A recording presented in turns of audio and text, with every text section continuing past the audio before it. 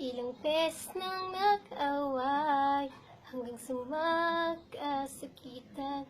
Hindi alam ang pinagmulan, pati maliliit na bagay na napag-uusapan, bigla na lang pinag-aawayan.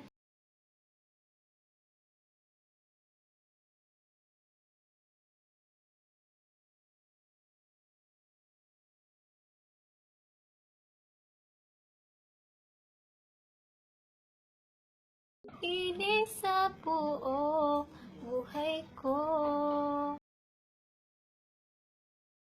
nabatong mo ako ng kung ano-ano, ikaw pa rin ang gusto ko.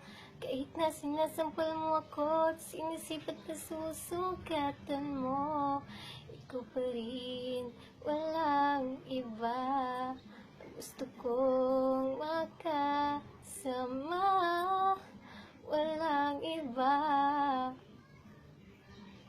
Nagsimula sa mga asaran hanggang sa magkainitan, isang eksenang pangayan na naman.